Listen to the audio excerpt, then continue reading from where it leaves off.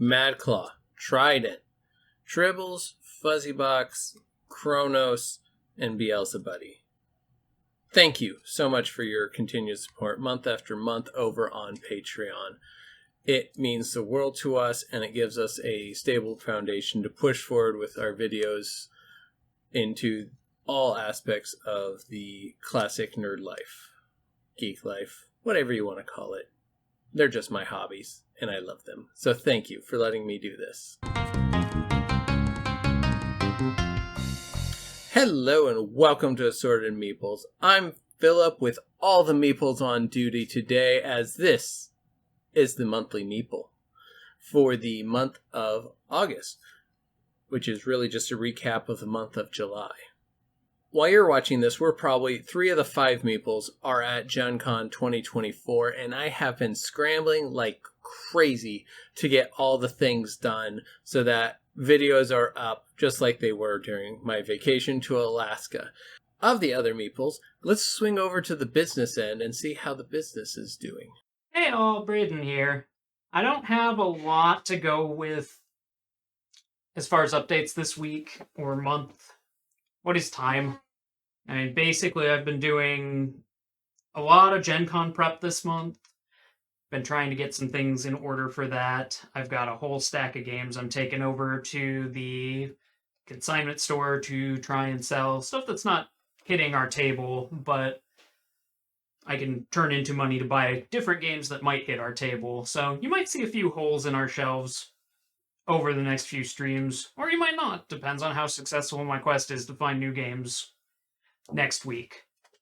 Holy shit, Gen Con's next week.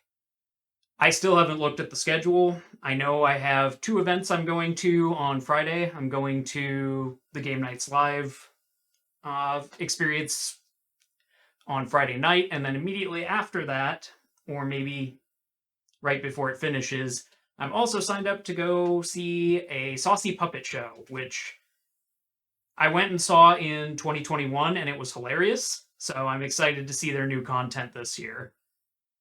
Beyond that, I finished my run of Fallout New Vegas. That's done. We have completed every DLC on stream, 31 streams and 176 hours later, so that was pretty cool.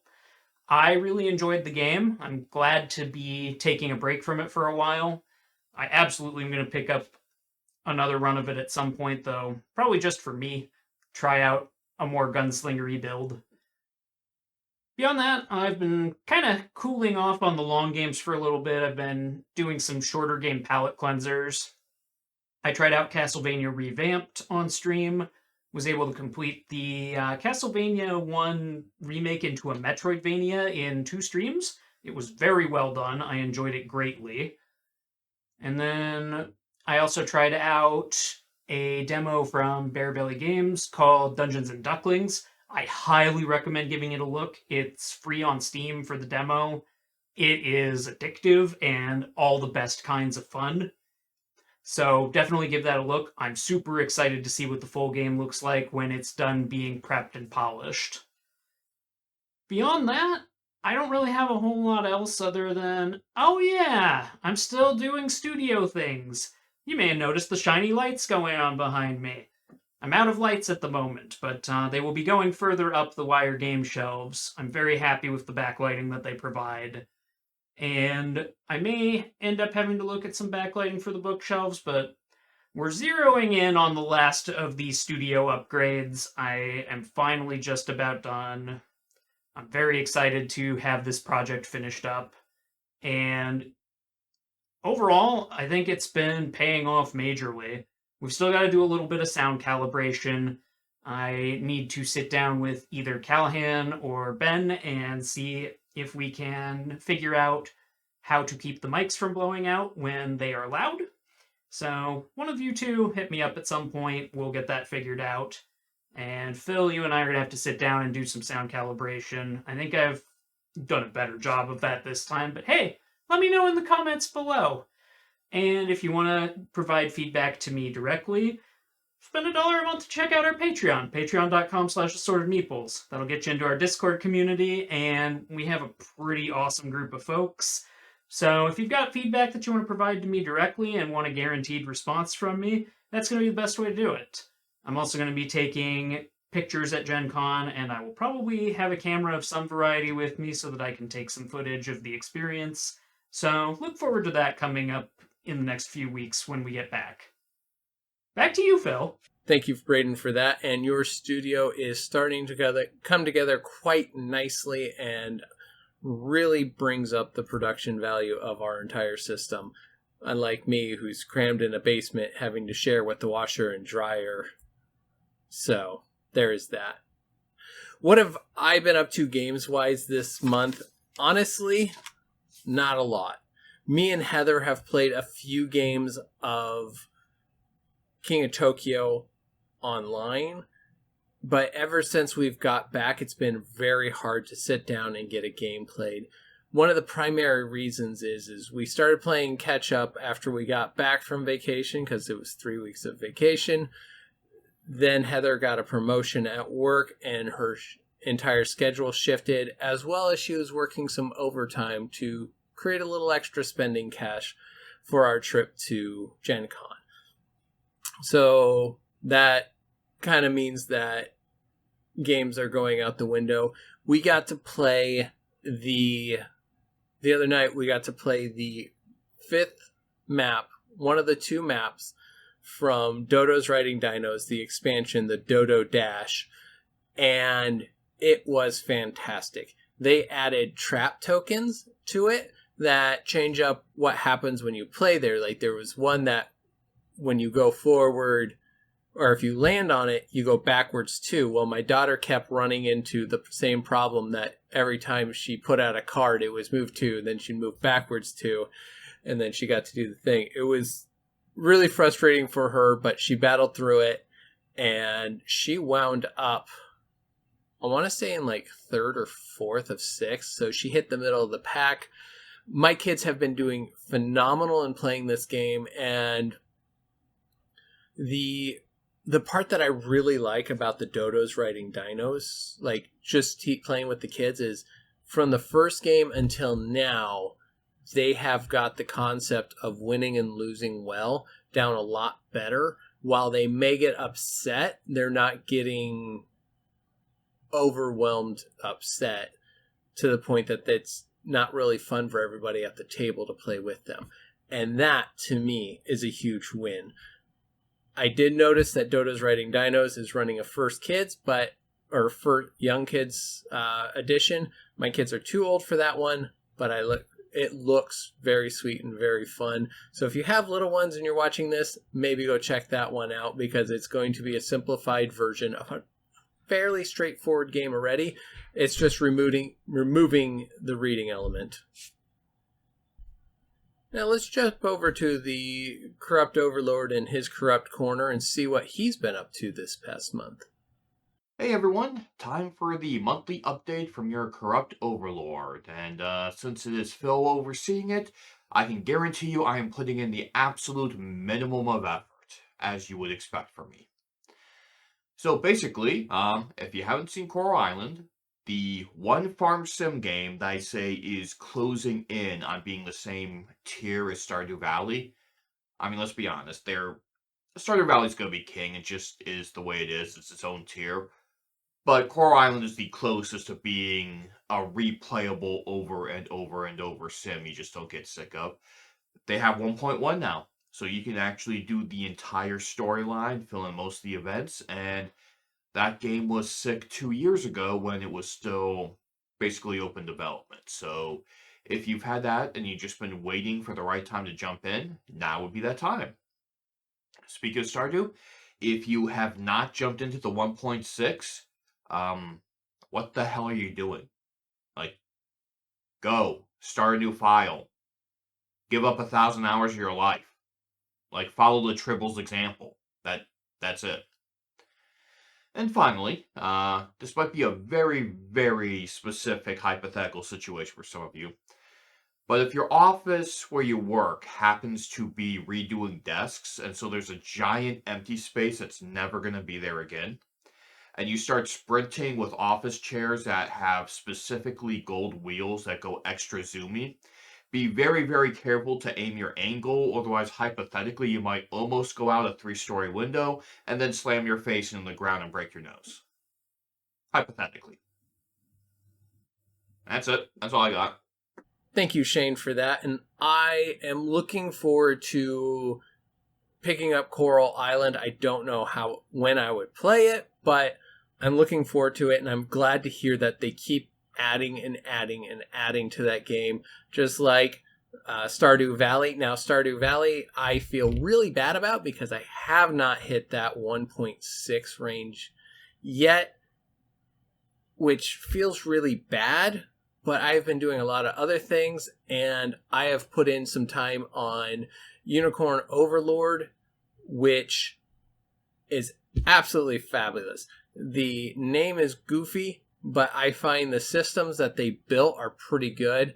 I need to get in there and tweak some more things and really learn the system, because different units are stronger than others in different places against different other units, and you can line up their attacks to hit certain ways. I don't necessarily like the way that they set up the gambit system, because if there's nobody in that first place, they don't check off very well after that. But hopefully, I got to figure out a way to record some good footage for you guys, and then I would after I'm done with it, I would love to give an actual review. I know there are a ton of reviews, but I would love to do that. Speaking of reviews, we're going to switch over to Nate and have him give you a overview of Fireborn. Do you like tabletop role-playing games? Do you really like tabletop role-playing games, or did you find a D&D group and never question what else was out there? Have you ever wondered what it'd be like to play the dragon instead of the dragon slayer? Does your monk class not give you the Jet Li movie vibes you're looking for? In Fireborn, you play a scion, a human with the immortal soul of a dragon. In the Mythic Age, dragons ruled the earth, some as benevolent guides, others as tyrannical overlords. Karma, the magic of this world, has been leaking out of it through a tear in reality for thousands of years. Recently, the worst of these tears has been repaired, and karma is slowly returning, both the good and the bad. You don't just recall who you were as a dragon, it comes back slowly. It doesn't overwrite your personality. You can still have a human life. That being said, you were never normal. Humans can feel that there's something different about scions. You'll never have a normal existence, whether that manifests as condemnation, adulation, or a simple sense of unease. Fireborn uses what they call the dynamic D6 system.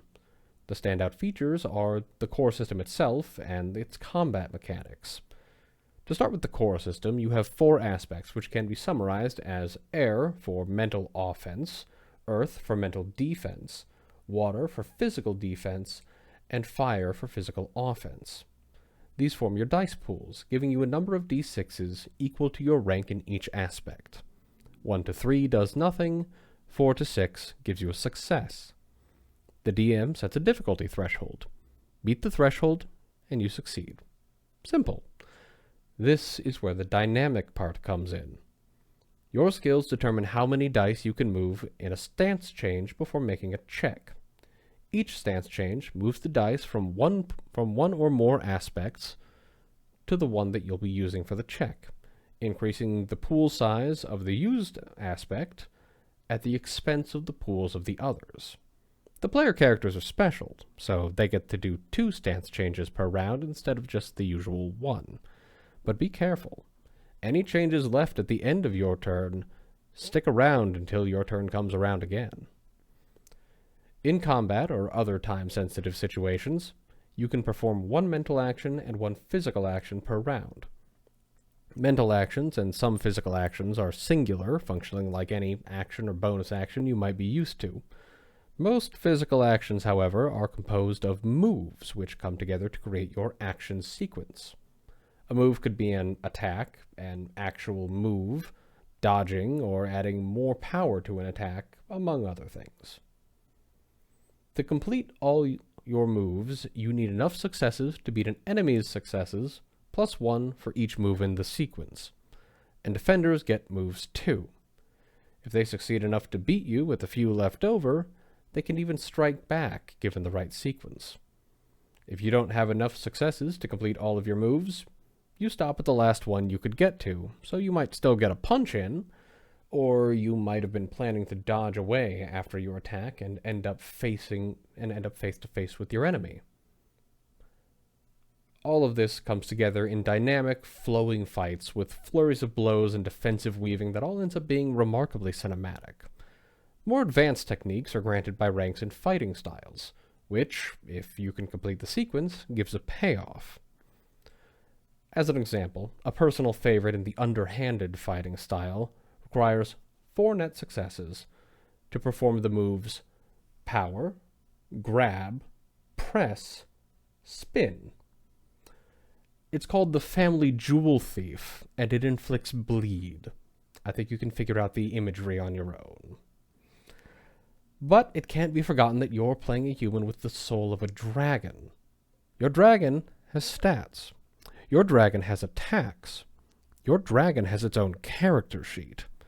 Your scion has flashbacks to being a dragon, and these are not simple cinematics where the DM simply tells you what happened. You get to be the dragon in the age of myth and heroes. The scion in the modern age, of course, gets a little something extra for being a dragon. A lot of things, actually. They get legacy powers based on their dragon's abilities, from teleportation to mind control to near invulnerability, Brayden, and more. They can manifest the physical traits of their draconic sire in the modern day, and if you're lucky, you might even find something from your ancient horde. Fireborn is a complex system that I, and I think the rest of my group, found to be remarkably intuitive after a while. I haven't touched on anything like all of it, but if you found this interesting, give it a look. You might just find yourself a gem. Back to you, Phil. Thank you, Nate, for that. I had heard of that system from Brayden before, and it was sounded like it was an absolutely fabulous time that he enjoyed playing quite a bit. There are so many systems out there right now, and not just from the OGL scandal. There's going to be big names playing in the field this year, not just small independent guys creating their own systems. No, these are people that are swinging for the kneecaps of Hasbro and D&D. Like, they're trying to take that market share from them. Speaking of that, of those big names coming out and new systems and fun systems beyond just the regular old Dungeons and Dragons that everybody knows RPGs as, Gen Con, or D&D turns 50 this year, and at Gen Con there's going to be a big hoopla, as well as a bunch of other systems coming out that are going to be there and to play. So look for a slew of information coming at you from not just us, but from other people as well, talking about what's new and what's really close in the pipeline besides just Dungeons and Dragons. Because you got the Tales of the Valiant, you've got Pathfinder 2.05 or whatever it is they're calling it. They have a ton of stuff coming out, and I am ready for it and excited to see the community grow to greater heights because there's more than one option. Anyways, that's kind of all it is. Oh, right. If you're wondering where the old man is, well, the old man fell asleep after work and forgot to get me a video. So I've got nothing from him. Shane, you should have mocked him, not me. Anyways, we'll talk to you guys later. All right. Bye. Man, you think Phil's editing is going to get any better, or just going to be the same old, cut us off in the middle of a conversation type dealy? It depends on how much time he puts in before we leave for Gen Con. Ah, so he's not even going to check it before he publishes. 50-50. Phil sucks and I destroy him in Tenzi. See that, Stays it?